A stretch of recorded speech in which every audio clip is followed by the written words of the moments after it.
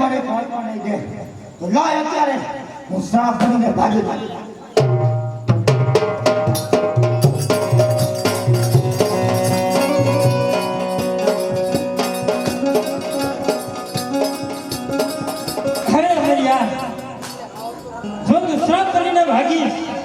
તો હું તારી પાસે નોળિયો બનીને આવીશ, પણ આજે આ તને ધરતીમાં કોઈની સંતાડે અમરિયા.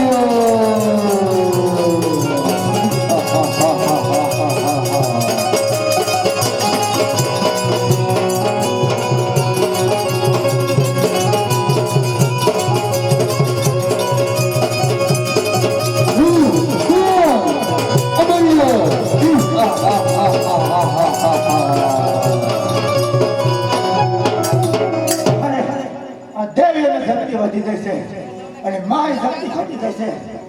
લાય અત્યારે ભાગીને સાયલાના સરોવરમાં સંતાઈ દો.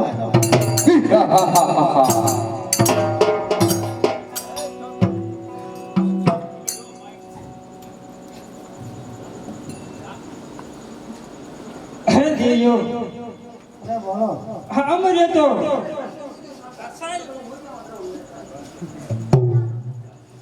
અમરે તો આ સાયલાના સરોવરમાં સંતાઈ ગયો છે. હા દેવી, અરે આનો શું કરશો? અરે દેવીઓ, તમે ચિંતા ન કરો. આનો એક ઉપાય છે કે આપણે સૌ દેવીઓ આ સાયલાના સરોવરના પાણીને પી જઈ એટલે અમરે બહાર આવશે. જો સાયલાના સરોવરને શરણામત બનાવું તો હું ચોટીલાની ચામુંડ નહીં.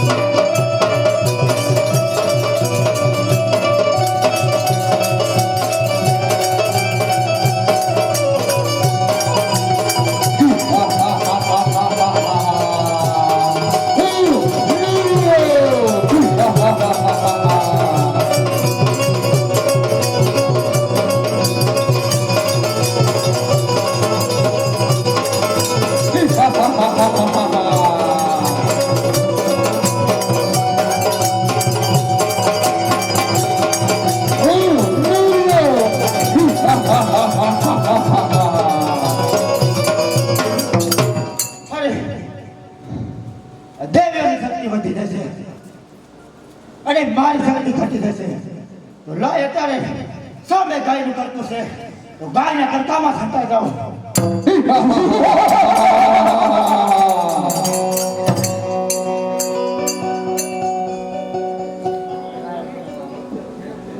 અરે દેજો અરે બોલો ભાઈ.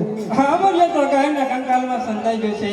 અરે હા આપણે ત્યાં ન જવાય કારણ કે આપણે સોખા દેવસ્થાન હા જો આપણે અહીંયા જઈ તો આપણને આભરસટ લાગે દેજો.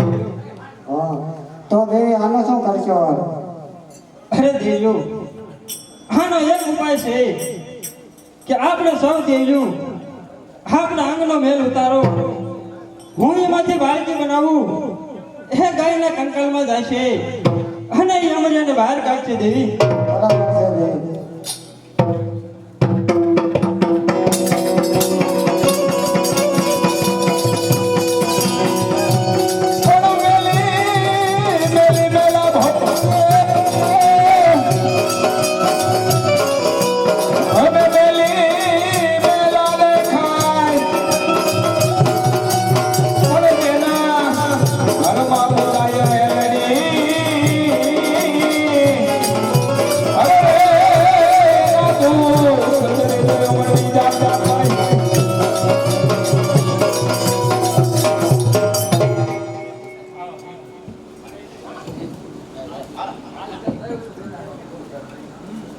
અરે દેવી મને પ્રગટ કરવાનું કારણ અરે દેવી તમને પ્રગટ કરવાનું કારણ એક જ, અમરિયા નામનો રાક્ષસ આ ગાયના કંકાલમાં સંતાઈ ગયો છે. અમારાથી આ ન જવાય કારણ કે એમ જઈ તો અમને આભરસટ લાગે. અરે દેવી તમારે ગાયના કંકાલમાં જવાનું છે અને એ અમરિયાને બહાર કાઢવાનો છે. અરે દેવી હું જઉં તો ખરી પણ મારું નામ તો જણાવો. અરે દેવી અમે સૌ દેવીએ અમારા એમના મહેલમાંથી તમને બનાવ્યા, એટલા માટે આજથી તમારું નામ માં મેલડી તરીકે ઓળખાશે. તો હું હમણાં જ જઈને અમરિયાને લઈને આવું. અરે જાઓ દેવી. બોલો મેલડી માત કી જય. બહાર કાઢો.